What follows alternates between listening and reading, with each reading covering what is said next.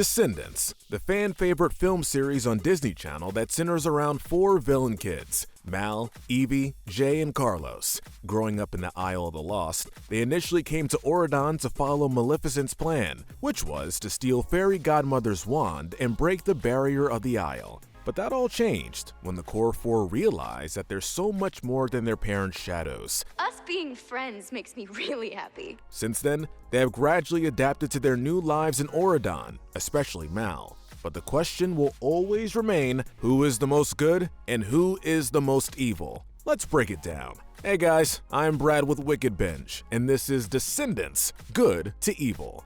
Oh, that world domination. Firstly, we would like to add that we did not include characters from Descendants, Wicked World, or the book series. All listed characters are from the movie franchise. As usual, we'll be starting with the most pure and working our way down. These characters are the good. The gold medal for most good goes to Fairy Godmother, mother of Jane, and she's head mistress of Auradon Prep. Fairy Godmother is a wise, kind, and accepting leader who gave up on magic because she cares about what comes from the inside. Don't focus on the past or you'll miss the future. She was the first adult at the school to welcome the VKs, and she even taught them how to be good during her remedial goodness class. Despite the fact that they almost stole her wand to give to Maleficent, she forgave them anyway and gave them an A in the class for their change of heart. She also chases away the press from Ben and Mal when they keep getting cornered with multiple questions. Another thing about Fairy Godmother is that she knows when something goes wrong and does what she can to prevent the worst from happening. For example, when Uma and a spelled Ben try to demand her to bring down the barrier of the Isle, she refuses their orders and guards her wand from getting into Uma's hand. Talk about having such goodwill. The silver medal goes to Ben, son of Belle and Beast, fiancé to Mal, and king of Auradon. Ben first welcomed the Core Four to Auradon, giving them a chance at redemption and attend Auradon Prep among the rest of the AKs. I'm Ben. Prince Benjamin. Despite the fact that many people were displeased about their arrival, including Beast, Ben was the one person that saw good in the VKs. He's willing to do anything to help them and grant them equal opportunities among the citizens of Auradon, but he does tend to have a temper similar to his dad. For example, when Ben finds out that Mal has been using her spell book to fit in at Auradon, he confronts her dishonesty and vents his frustrations from taking on the role as king, as if Mal isn't going through enough pressure herself. You've been keeping secrets and lying to me. However, he realizes that he took it too far and attempts to make things right with Mal by going to the Isle to find her, with the assistance of the VKs. If it wasn't for Ben's selflessness, none of the VKs would have helped in making a difference in Auradon. The bronze medal goes to Carlos, son of Cruella de Vil. Carlos is the nicer VK of the Core Four and rarely does anything bad. This thing is a killer! He's gonna chase me down and rip out my throat! Having been treated like a slave by his mom for a long time, he is obedient and doesn't like to go against authority, but he's more than willing to do what it takes when it comes to helping his friends. For example, he makes a decoy of the magic wand to avoid having to give the real one to Uma. Although the plan eventually backfires, it was a good plan while it lasted, and it distracts her from the time being to save Ben from the pirate crew. Behind Carlos is Evie, daughter of the evil queen and founder of her own fashion line, Evie's Four Hearts.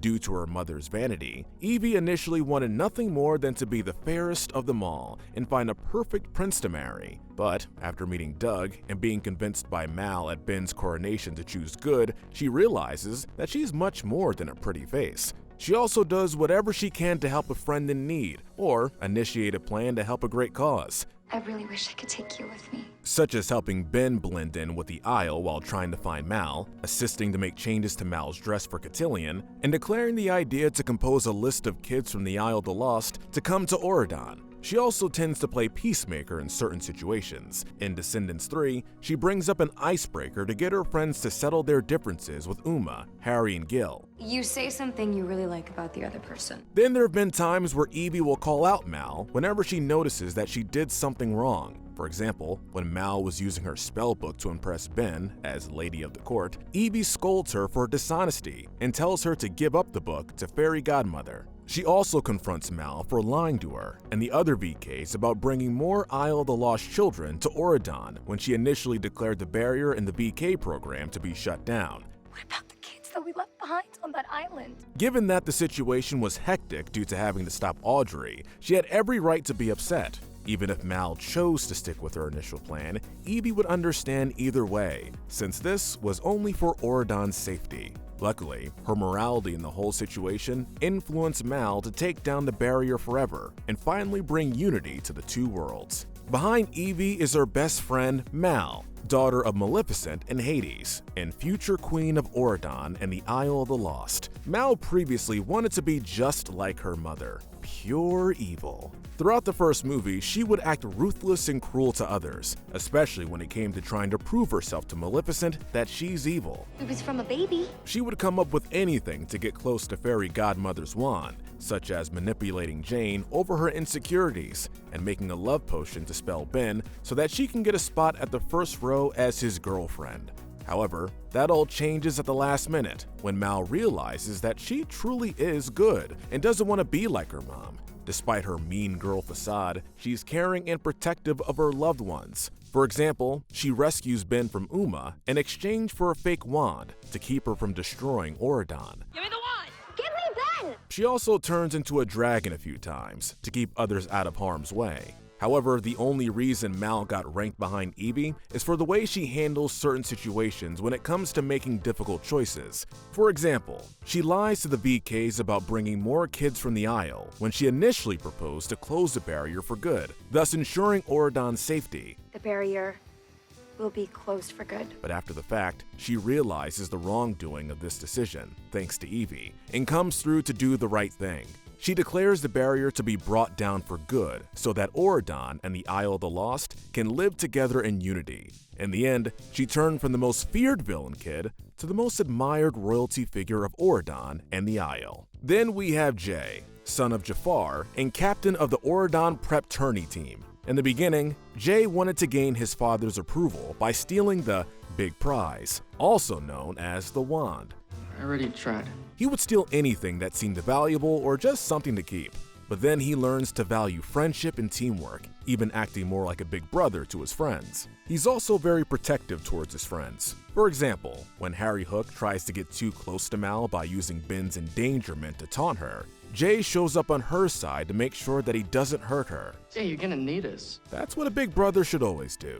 Now we have one of the younger VKs, Dizzy, daughter of Drizella Tremaine. There really isn't anything bad to say about her. If Dizzy was born in Auradon, she would have been considered a goody two-shoes with no doubt that she couldn't be bad. However, circumstances are different for her, given that she grew up in the Isle of the Lost. Unlike her family, Dizzy is a sweet and loving girl who enjoys fashion design, music, and creativity. She gave Mal a new hairstyle during her arrival back at the Isle. For me? Yeah, you earned it. She also gives Evie all of her handmade accessories with the hope that Evie would wear them so that she would feel as if she was an Auradon herself. But thanks to Evie, she's the first person to be selected by the Core 4 to finally go to Auradon. Dizzy is also protective of others around her. When the BKs went back to the Isle to get Hades' Ember and stop Audrey, she looks after the Smee twins until they are safe. Although they appear very little in the last movie, we decided to throw in Squeaky and Squirmy, twin sons of Mr. Smee. We can't say anything bad about them. Squeaky and Squirmy are nice boys who are timid and shy around others. When the twins are chosen by the Core 4 to come along with Dizzy and Celia, they gradually become comfortable around the BKs. Get over here, Squirmy, come on! Initially, they did not want to be split apart, since they always preferred to be together. However, they had nothing to worry about since they got separately chosen by Carlos and Jay. They also care about their dad a lot. When the barrier finally gets taken down, the twins were so happy to see their dad again. Then we have Evie's boyfriend, Doug, son of Dopey, one of the 7 dwarves from Snow White and the 7 Dwarfs, and a member of Auradon Prep's marching band. Doug is a smart, sweet, yet socially awkward young man. I couldn't help but overhear. Are you stalking me? Despite knowing of his family's past with the evil queen, he fell in love with Evie the moment he laid eyes on her. He even defended her when she got scolded and threatened by Mr. Delay. who accused her of cheating. Obviously she wasn't cheating since she didn't have that whatever it is. Not only does he help Evie grow her business as a fashion designer, he shows her that she doesn't need to rely on a prince for her fairy tale ending.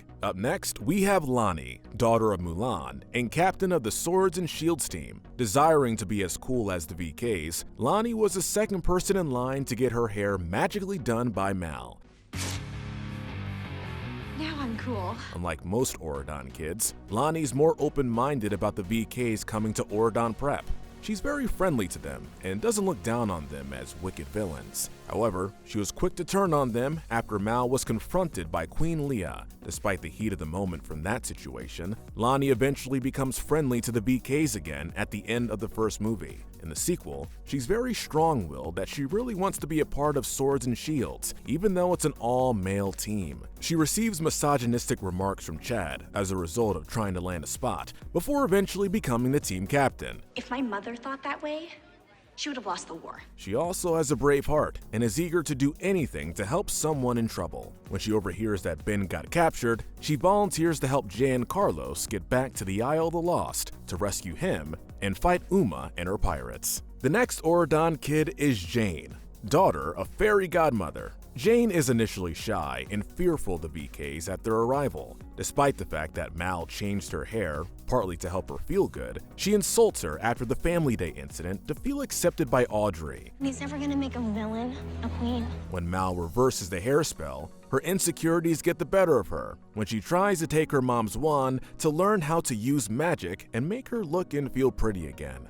But in the sequel, she becomes outgoing, more self-accepting, has a happy demeanor, and is more relaxed around the VKs, especially with Carlos, who she develops a romantic relationship with as the movies progress. She's confident in getting things done when she helps with Cotillions' decorating committee. She's also rebellious when it comes to helping her friends. For example, she displays Ben's gift for Mal to try to break him out of Uma's spell and change his mind. She also takes enchanted lake water to turn Ben back to his normal self, after getting a splinter from Maleficent's scepter. It's enchanted lake water. I guess it can only do so much. We can definitely say that Jane has changed for the better. Next, we have Celia, daughter of Dr. Facilier. Celia is known to be feisty, sassy, and has a knack for being mean. She's also known to be mischievous and witty, especially when it comes to making money with a little help from her dad. For that reason, Mal points out that she could use a little time in Fairy Godmother's remedial goodness class. She could use a little bit of Fairy Godmother's goodness class.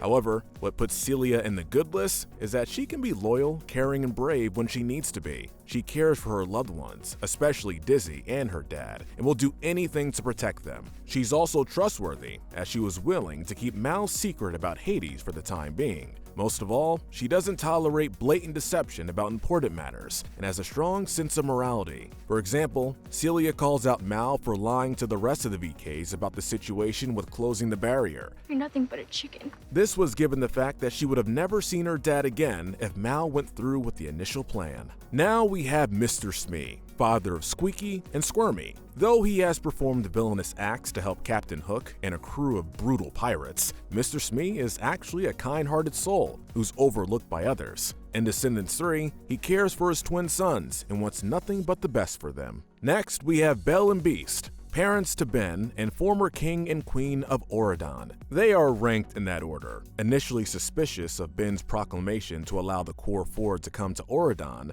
Belle was willing to give them and the rest of the second-generation villains a chance, the same way she had done with Beast when he was under his beastly curse. I gave you a second chance. She's kind-hearted, level-headed, and she's willing to listen to someone else's opinions. For example, she became accepting towards Mal and Ben as a couple when she told him that he was doing the right thing by helping the VKs. Ben, we are very proud of you. Unlike Belle, Beast is hot-headed when he disagrees with something, especially when it comes to his son's proclamation. He's especially dismayed when Ben introduces Mal as his new girlfriend, but even more so when Chad is put under a temporary sleeping spell due to the fight that erupted between him and Jay on Family Day. As a result, Beast put the blame on Ben. I feared something like this would happen. However, he eventually comes around and is willing to see where things go with the VKs, especially with Mal and Ben's relationship.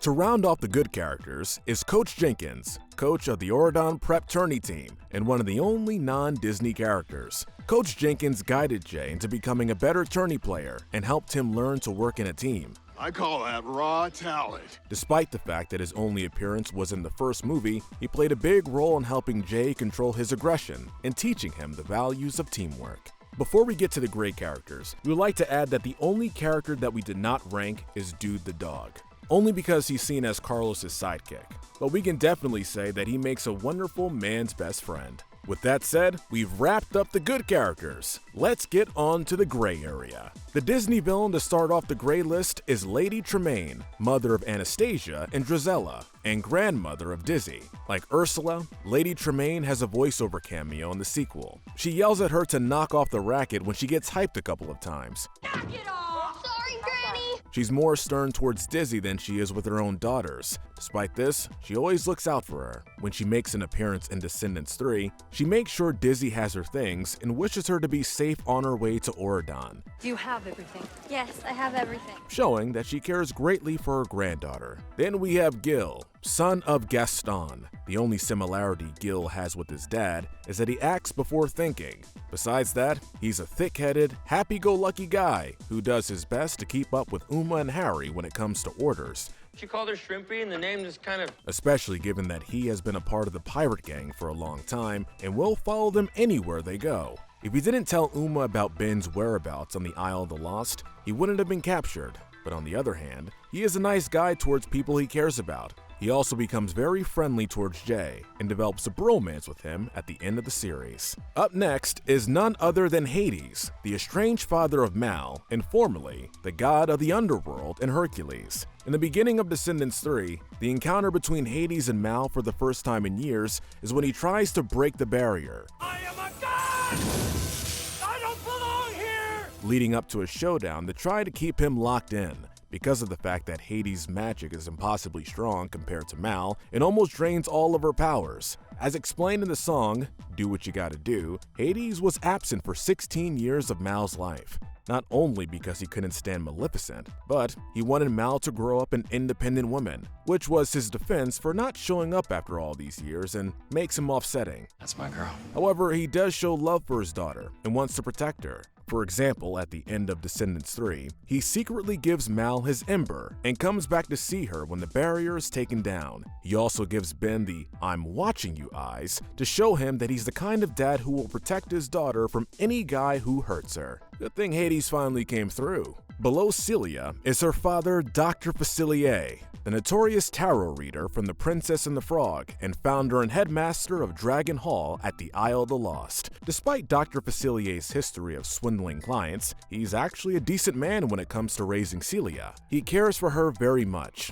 and when making money, he tells her, make sure you get your cut. You make sure you get your cut. But his influence has made her just as mischievous as him, so her similar ways of doing business can go for better or worse. Now back to the VKs with Uma, daughter of Ursula. In the sequel, Uma has been known to be the main villain as a result of being raised by her mom. She's ambitious to get revenge on Auradon for being trapped on the Isle all her life, and on her archenemy, Mal. Not only due to their longtime rivalry, going back to their childhood, but because she got picked to go to Auradon instead of her. But that doesn't justify capturing Ben, putting him under a love spell to hurt Mal and get the wand, and harming the citizens of Auradon at Cotillion. Let's finish this once and for all! However, despite her tough exterior, she does care for her pirate crew and the citizens of Auradon. She also gradually becomes more trusting towards Mal after Audrey is defeated, which finally puts their arch rivalry to rest. Behind Uma is Harry, son of Captain Hook and a member of Uma's pirate gang. Harry's prideful, sneaky, wild, and always ready to hook someone, especially when Ben got captured. He's put in the gray area to no one's surprise. He steals money from Dizzy moments after she got paid by Mal for a hair appointment and taunts the other VKs every chance he gets. However, in Descendants 3, it shows that he truly cares for Uma and Gil, and gradually starts to trust the Core 4 after Audrey's defeat. Next up is Queen Leah, mother of Princess Aurora and grandmother of Audrey. In the first movie, Queen Leah is shown to be cordial to Audrey and the Auradon civilians, but another side of her shows her mistrust of the villain kids, especially Mal. Her attitude towards the VKs is due to dealing with Maleficent's curse on Aurora many years ago. As a result, she loses 16 years with her daughter, who was forced into hiding under the protection of the three fairies. I missed it all! Because of her resentment to the villainess, she automatically assumes that Mal will become an exact carbon copy of her mom. But that's not the only thing that puts Queen Leah in the gray area. In the third movie, she had high expectations of Audrey becoming the next queen of Auradon until Mal and Ben got engaged. For that, Queen Leah becomes disappointed in her for failing to uphold the family name. Our family status gone. However, this was forgotten when she showed concern for Audrey when she falls under the sleep spell. Afterwards, she learns to let go of the past and apologizes to Mal for her attitude towards her. Then rounding up the great characters is Audrey, daughter of Aurora and Philip, and ex-girlfriend of Ben. Audrey is the popular girl at Auradon Prep, who's extremely vain and self-absorbed. She initially disapproved of the Core 4 coming to Auradon at their arrival, but the one person out of the four that she disliked the most was Mal. Grammy, I don't think you want to be talking to this girl. Not only because of the history behind Aurora and Maleficent, but because of Ben's attraction to her. In Descendants 3, Audrey resents Mal over her engagement to Ben, especially when Queen Leah had pushed her to become the next queen of Auradon in order to live up the family name.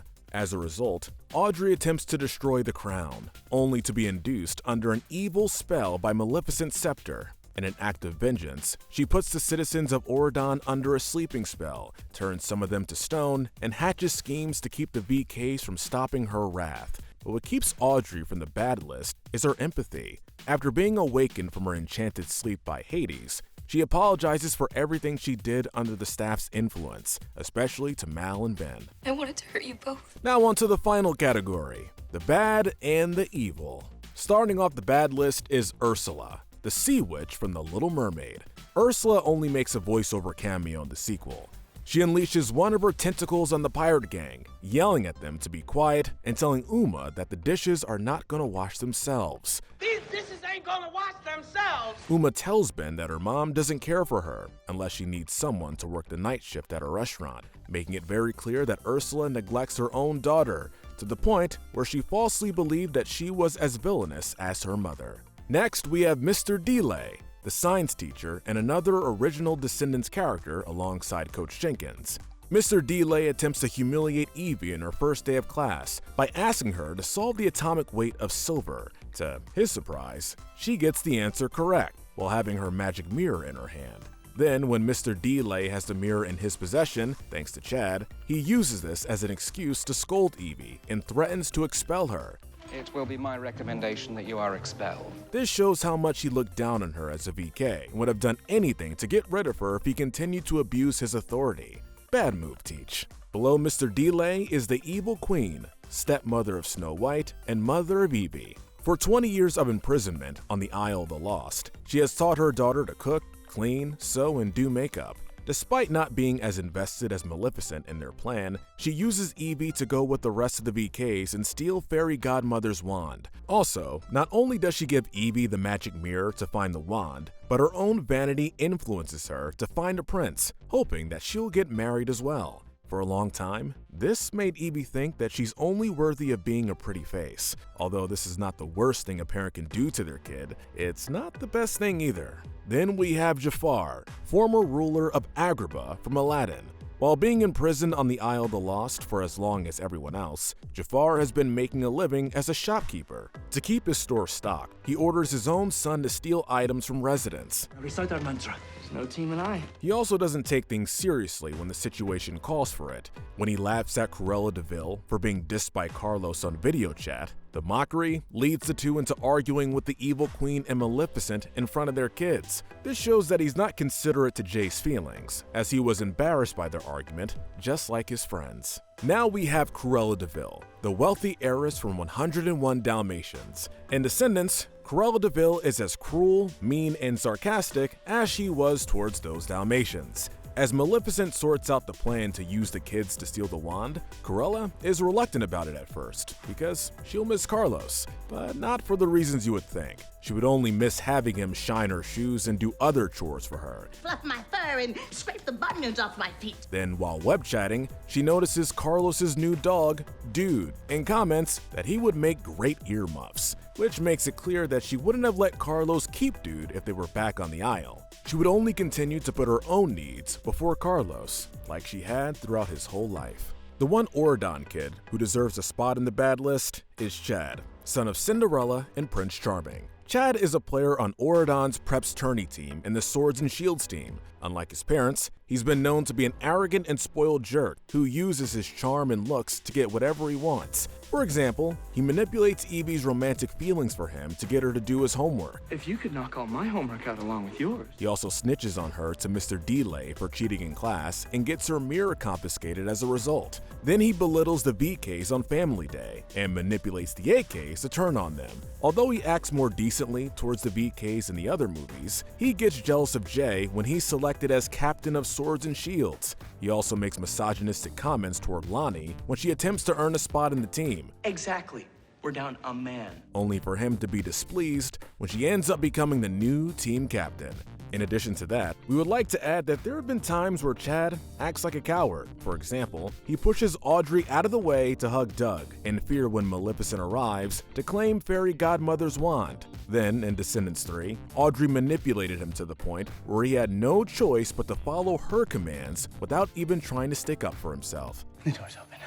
I'm free. Karma hurts, doesn't it, Chad? This is no surprise to anyone. Maleficent is the most evil. Not for being the most notorious villain in Disney history, which is a given, but for the way she treats Mal as a mother. She constantly pushed her to be evil like her ever since she was a kid. She also berates her daughter for choosing to give the wand back to Fairy Godmother after vowing to be good from here on out. Due to her plan backfiring, she continues to put down Mal for falling in love and calls her weak for it. Falling in love is weak. Going as far as crashing Ben's coronation to put a frozen spell on the citizens of Auradon and attempting to hurt the VKs by using her powers as a dragon, all in an attempt to take back her power as Mistress of Evil. Who do you think are the most good and evil characters of Descendants? Let us know in the comments section below. Don't forget to hit that notification bell and binge our Good to Evil playlist, where we break down the morality of the characters on your favorite shows and movies. And as said in Descendants 2, there's so many ways to be wicked.